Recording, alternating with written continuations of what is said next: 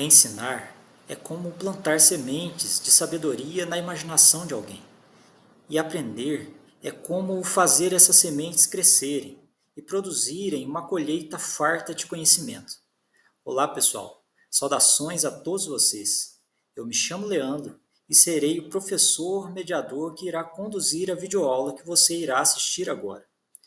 Antes de mais nada, digo a vocês que me sinto honrado com a presença de todos aqui na nossa sala virtual. Nesta videoaula, trago a vocês um tema que deve ser de interesse geral de toda a comunidade escolar, pois iremos aprender a reconhecer os sujeitos envolvidos no processo ensino-aprendizagem, ou seja, iremos compreender o real motivo pelo qual nos encontraremos sempre aqui durante o seu curso, que é o de crescermos juntos em conhecimento e sabedoria. Vamos começar então?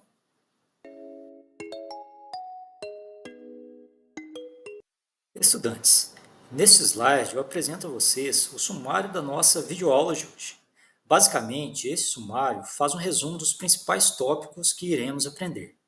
Então, os dois tópicos abaixo serão importantes para que os objetivos desta videoaula sejam alcançados.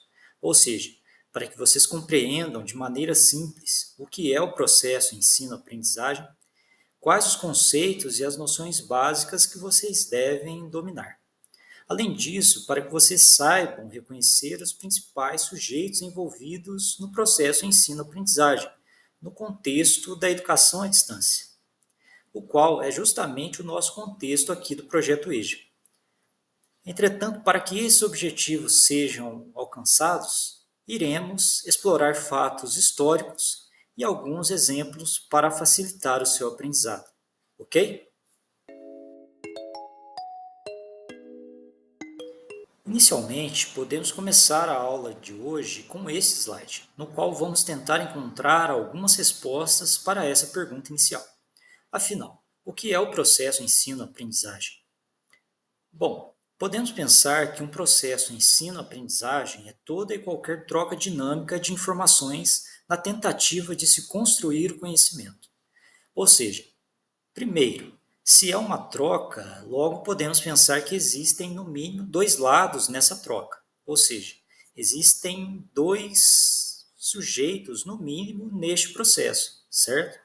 Segundo, se é uma troca dinâmica, então significa que ambos os sujeitos interagem entre si constantemente e até podem alternar as suas posições, ou seja, ambos são capazes de aprender e ensinar ao mesmo tempo, certo? Terceiro, podemos pensar que este processo envolve duas ações que dependem uma da outra, ou seja, a ação de alguém aprender depende da ação de alguém ensinar, e vice-versa, entenderam? Ou seja, podemos pensar que o processo ensino-aprendizagem é semelhante a uma moeda, em que uma das faces é o ensino e a outra é a aprendizagem.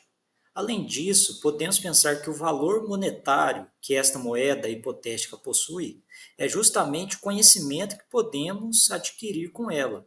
Entenderam? Então, quanto mais valor nós dermos ao processo ensino-aprendizagem, mais conhecimento nós poderemos alcançar. Logo, podemos dizer que o processo ensino-aprendizagem realmente envolve duas dimensões e dois grupos de sujeitos que dependem um do outro e que interagem entre si de forma constante e dinâmica. Entenderam? Sendo assim, podemos pensar que, na verdade, a todo momento estamos aprendendo e ensinando, concorda? Afinal, a nossa vida é assim, um eterno aprendizado, não é mesmo?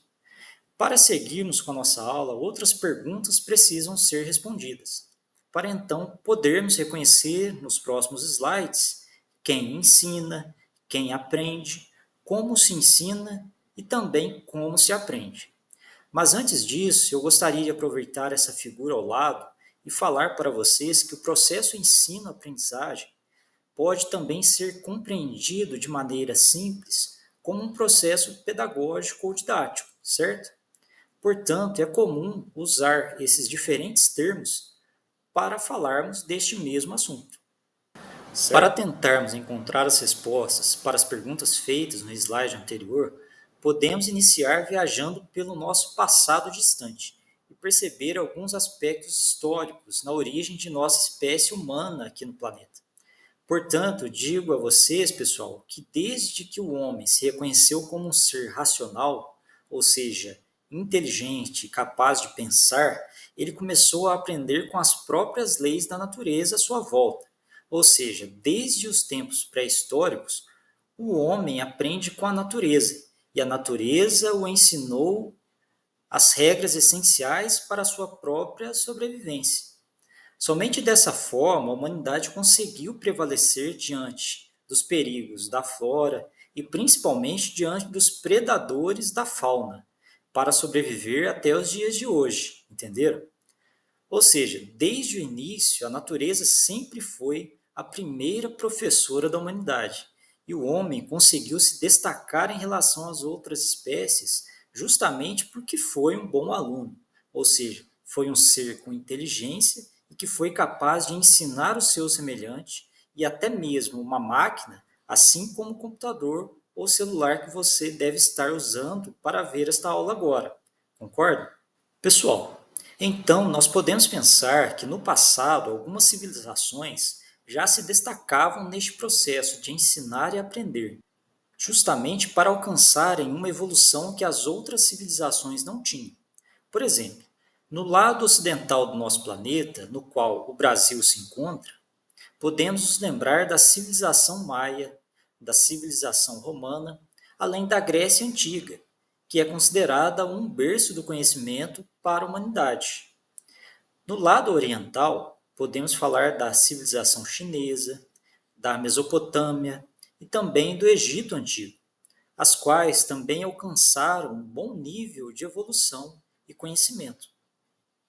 Além disso, o que todas as civilizações antigas tiveram em comum foi justamente a capacidade de fazerem os seus próprios processos de ensino e aprendizagem, com base na experiência de seus ancestrais, na tradição e na cultura que foi transmitida de geração para geração e também na convivência entre os indivíduos, mostrando que o processo ensino-aprendizagem exige uma interação social constante.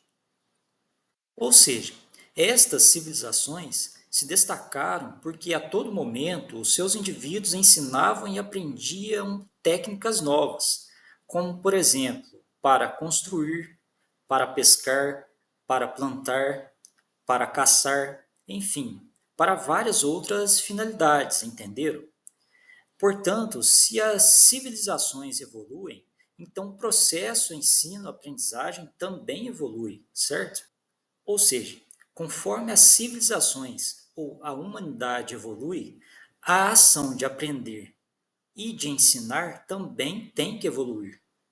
Na verdade, pessoal, eu costumo dizer que a humanidade só evolui porque o processo ensino-aprendizagem evoluiu primeiro. Ou seja, uma civilização será mais evoluída se ela conseguir ensinar e aprender com maior qualidade possível. Concorda? Então, conforme as civilizações foram evoluindo, novas tecnologias foram aparecendo e elas mudaram completamente o modo de ensinar e aprender, ok? Então, aqui neste slide, nós já demos um salto enorme no tempo. Vejam, e saímos da pré-história, da Grécia Antiga, para uma época um pouco mais próxima da nossa, que é o século XVIII. Para entendermos como o processo ensino-aprendizagem evoluiu conforme as tecnologias foram aparecendo. Por exemplo, no início desta seta azul, que é a nossa seta do tempo aqui, eu trouxe a vocês este senhor, chamado Caleb Phillips. Ele criou em 1728 o primeiro curso de taquigrafia, e esse curso era oferecido por meio de cartas ou correspondências. Depois, em 1856, alguns cursos de idiomas começaram a ser oferecidos também por meio de cartas e correspondências. Bom, o que esses exemplos de ensino e aprendizagem têm em comum, pessoal? É que, como vocês podem perceber, todos eles foram criados para mostrar que a distância física ou geográfica entre quem ensina e quem aprende, na verdade, não é capaz de impedir que o processo ensino-aprendizagem exista, certo? Ou seja, todos esses exemplos foram exemplos de cursos na modalidade da educação à distância, e neste caso é justamente este senhor, o Caleb Phillips, que é considerado o pai da educação à distância. Entenderam? Logo, no Brasil, vários cursos profissionalizantes começaram a ser oferecidos a partir de 1936, e podemos citar o telecurso, que passou a ser oferecido em 1970, por meio do rádio e também da televisão, que era a tecnologia em alta naquela época. Já em 1990, tivemos a popularização dos computadores, e aí começou a nascer um outro tipo de educação à distância, que é a EAD digital.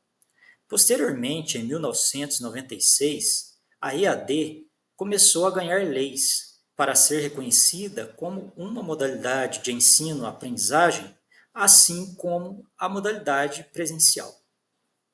Continuando o nosso tour pelo tempo, nós chegamos no nosso século, ou seja, o século XXI, no qual a EAD digital foi regulamentada com base no marco regulatório em forma de um decreto no ano de 2017.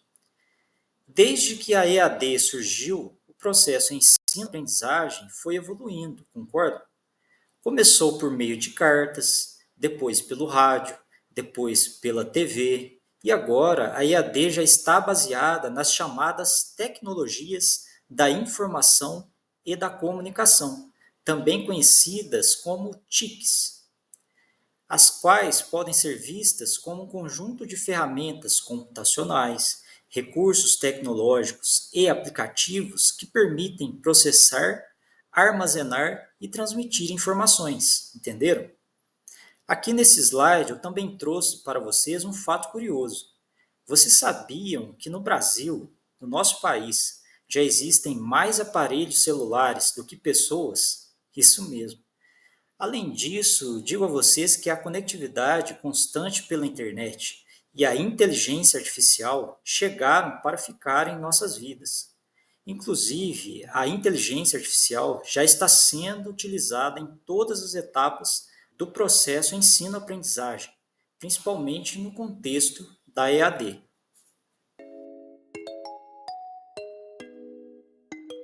E o contexto da EAD é justamente um contexto no qual o aluno, ou seja, você, é o sujeito central do processo ensino-aprendizagem. Logo, o ensino na EAD depende de dois fatores essenciais.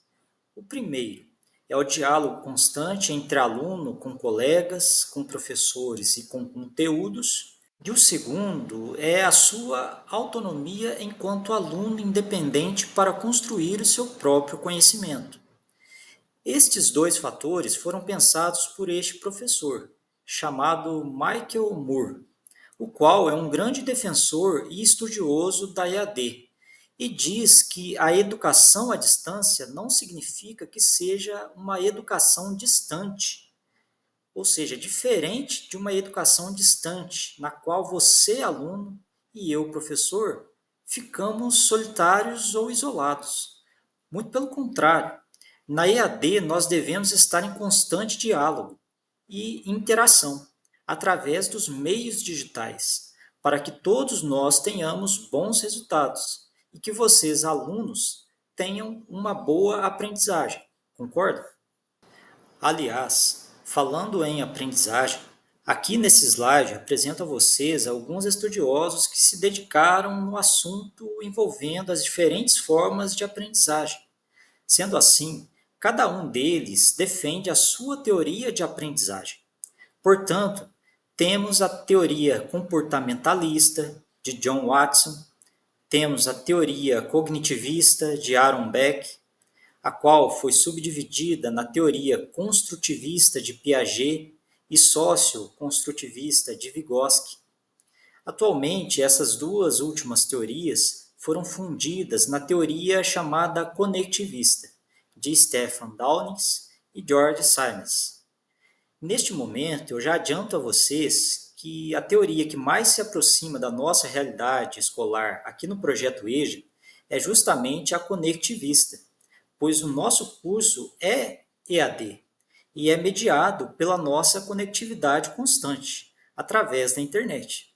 Além disso, na EAD, o processo ensino-aprendizagem se baseia justamente nas duas teorias que formaram a teoria conectivista, que é a teoria construtivista de Piaget e a socioconstrutivista de Vygotsky. Entenderam? Agora, aqui nesse slide, vocês vão aprender de maneira simples quais as principais características de cada uma dessas teorias de aprendizagem. Logo, na teoria comportamentalista, o ambiente externo é o agente importante para moldar o aprendizado e o comportamento do indivíduo. A teoria cognitivista diz que o conhecimento deve ser oferecido conforme a faixa etária do indivíduo, assim como temos hoje o ensino fundamental 1 e 2, o ensino médio, o ensino superior, certo? Cada qual na sua faixa etária. A teoria construtivista de Piaget defende que o aluno deve ser capaz de construir o seu conhecimento de maneira ativa, interativa e mental, sendo que para isso o professor deve fornecer as ferramentas necessárias.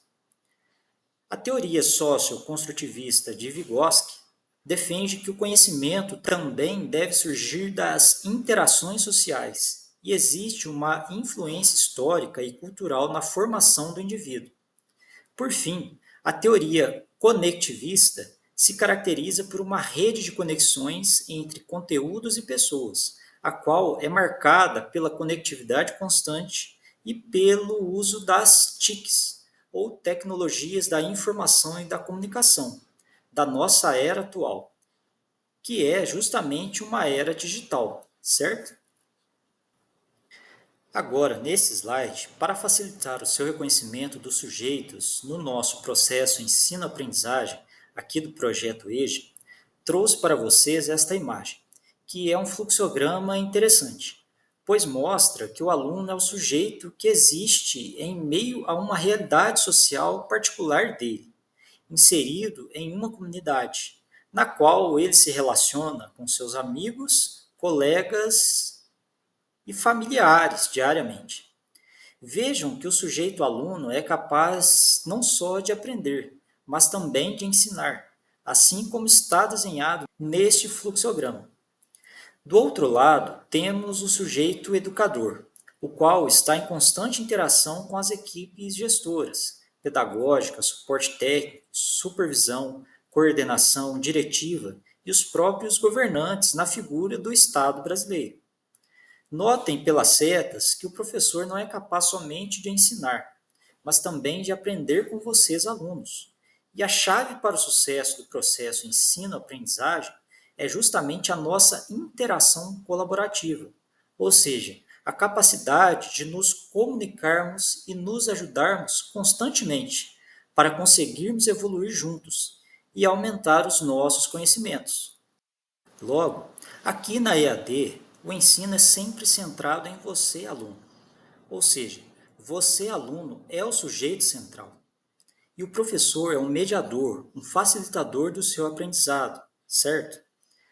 Mas para que este processo seja bem sucedido, ou seja, para que ele dê certo, é necessário que você, aluno, seja um sujeito capaz de dialogar, aprender, construir, explorar, pensar e se desafiar a todo momento com a ajuda das tecnologias, dos seus colegas e também do professor. Aliás, o professor, atuando como um mediador e facilitador neste processo ensino-aprendizagem, deve ser o sujeito capaz de motivar e incentivar o aluno, capaz de fazer o aluno pensar, dando ao aluno os materiais, as ferramentas e os caminhos necessários para que ele consiga construir o seu próprio conhecimento. Sendo assim, você, aluno, deve ser um sujeito com autonomia para aprender, ou seja, responsável pela sua própria aprendizagem, além de ser capaz de fazer uma interação e uma cooperação constante com o seu professor e também com seus colegas de curso, através da web e das TICs, que são as tecnologias da informação e comunicação que nós vamos utilizar aqui. E sabe por que eu estou insistindo tanto em dizer que você, aluno, é o sujeito central aqui no nosso contexto da EAD? É porque o seu sucesso como aluno sempre representa o sucesso do professor e de toda a equipe de profissionais envolvidos no processo ensino-aprendizagem aqui do projeto EJA. Entenderam? Sendo assim, sei que cada um de vocês alunos possui suas próprias características ou estilos próprios para estudar e aprender. Por isso, neste slide trouxe alguns estilos de aprendizagem. Então, temos o estilo teórico, que gosta de ler, interpretar e relacionar os assuntos. Temos o estilo reflexivo, que gosta de pensar, formar hipóteses e analisar os assuntos. Temos o estilo pragmático, que gosta de realizar experimentos, colocar o conhecimento em prática e solucionar problemas. E por fim, temos o estilo ativo, no qual o aluno gosta de participar, interagir e cooperar no trabalho em equipe. E este é justamente o estilo de aprendizagem que é o principal aqui no nosso contexto da educação à distância. Entenderam? Aqui neste slide eu trago outra imagem para mostrar que nessas 15 semanas de seu curso, neste primeiro semestre, você, aluno, irá fazer um percurso do aprendizado, no qual você será o motorista de um veículo. Este veículo nós podemos pensar que será o nosso ambiente virtual de aprendizagem, ou seja, o AVA. Além disso, imaginem que este veículo é moderno, ele é tecnológico e possui um aplicativo de GPS. Então, esses GPS são justamente os educadores, professores e tutores, e eles serão capazes de apontar o caminho correto para vocês seguirem neste percurso cheio de curvas e desafios, até chegarem no final, para alcançarem o seu objetivo, que é o tão sonhado diploma de conclusão do projeto EJA. Concorda? Por fim, gostaria de lembrá-los que, para que isto ocorra, vocês, alunos, devem seguir algumas dicas do professor, como, por exemplo, ter uma rotina de estudos. Apesar da vida corrida de vocês, sei que não é fácil, mas é preciso que seja assim. Que vocês tenham uma agenda organizada, ou seja, se programem para dedicar um tempo aos seus estudos aqui no projeto EJA. Que vocês tenham um ambiente de estudo saudável, no qual vocês consigam estudar com tranquilidade. E por último, que vocês sejam capazes de se conectar, interagir e colaborar constantemente com seus colegas, com o seu professor. Combinado? Bom, agora digo a vocês que já estamos finalizando. Mas antes, deixo aqui alguns links para que vocês cliquem neles para aprender mais sobre os assuntos que falamos ao longo desta videoaula, certo? Deixo também neste slide a primeira parte com as fontes da internet das quais eu extraí as figuras que foram usadas durante essa apresentação. Bom, como foram muitas figuras, né, pessoal? Este é o segundo slide com as fontes das figuras usadas, ok? Além disto, aqui neste outro slide deixo as referências que foram utilizadas no preparo desta videoaula. Enfim, só me resta agradecer pela atenção e pelo interesse de todos vocês que assistiram esta videoaula até o final, querendo aprender um pouco mais. Me despeço com a seguinte frase dessa autora, Joselma Rios. Na educação à distância, educadores e educandos não estão juntos fisicamente, porém estão conectados. Saem do contato físico para o contato virtual, vencendo barreiras de espaço e de tempo, e também de paradigmas. Deixo aqui o meu e-mail, caso queiram falar comigo sobre qualquer dúvida dessa aula ou do seu curso. Sigo sempre acessível através deste e-mail e do nosso chat aqui na plataforma virtual. Digo que será sempre um prazer poder ajudá-los no que vocês precisarem durante os seus estudos por aqui. Então é isso, eu vou ficando por aqui. Ótimos estudos a todos vocês e até a próxima videoaula.